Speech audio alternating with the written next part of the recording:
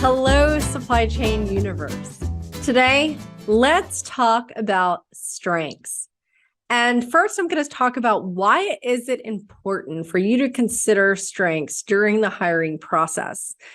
Well, leveraging employee strengths starts with hiring to strengths and assessing if your candidates are the right people making the right contributions for your team. For example, if you're looking for a supply chain manager, besides the skills, the experience, and the emotional intelligence needed for the role, what strengths would be ideal for the candidates to possess that would have the greatest impact on the success of the role and perhaps fulfilling the strategy moving forward? And do the candidate's strengths align with their, say, favorite activities? Will the candidates be doing what they absolutely love? And these are some great questions to ask during the interview process. But this is also where pre-assessments coupled with great interview questions about unique passions can be really helpful. So perhaps, say, a great supply chain manager will be strong in command, communication, consistency, perhaps woo.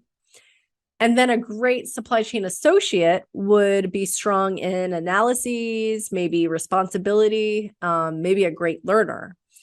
And even further, something to think about is that the strengths of, say, your process improvement team will be different and need to probably be different compared to the strengths of your negotiations team. I would personally highly encourage candidates to take various assessments to offer insights on the results during the interview process.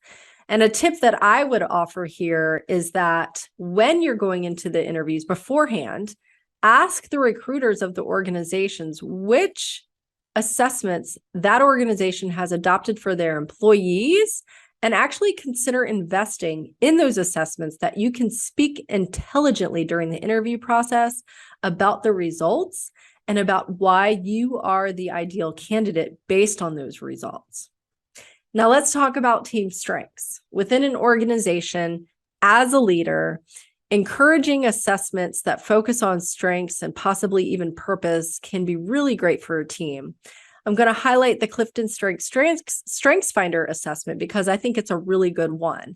So, for example, if you have a lot of experiences, a lot of projects, a lot of contributions happening and changing all the time, maybe take the assessments on, say, every 3 years.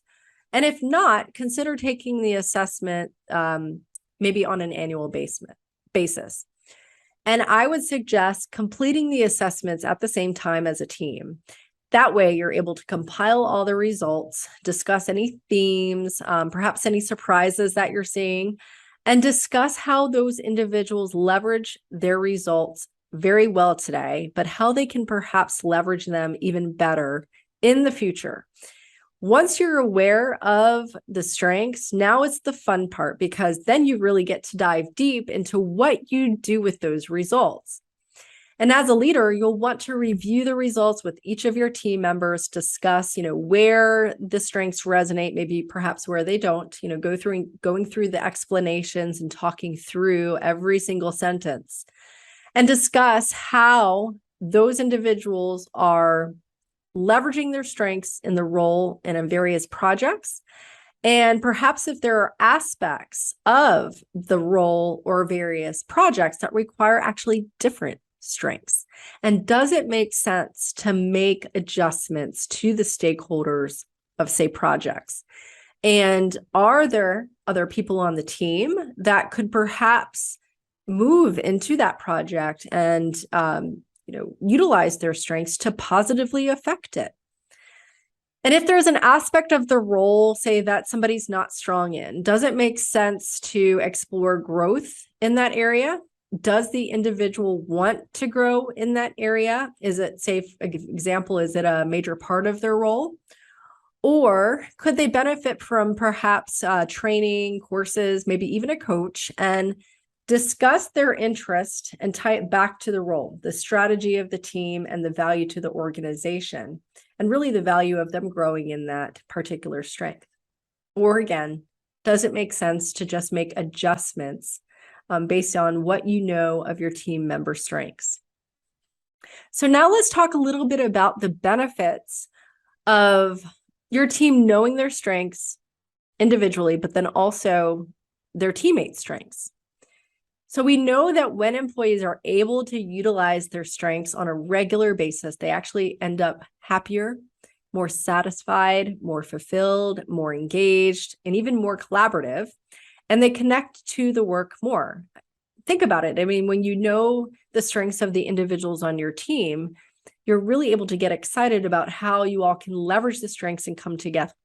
In addition to that, it can have a positive impact on the organization. And then lastly, I would say consider it as part of your succession planning process. When you have determined the strengths that you need for your roles, and perhaps you know who in the organization possesses those strengths, along with considering the needs of your team, you can have meaningful discussion and proactive mentoring sessions that will prepare those successors for those roles in the future. And then also, I would consider looking at your team and department as a whole and thinking outside the box on what your team and the organization needs to strategically move forward and differentiate yourselves. And again, remain relevant in the industry. This is where you can consider creative and strategic strengths or roles that you haven't maybe considered in the past, and really determine which strengths would be most beneficial to deploy and employ in those roles so that you can, again, take your team and the organization to the next level. So I hope this was helpful. I hope it was valuable. And I hope that you are excited about strengths just as much as I am. Talk soon.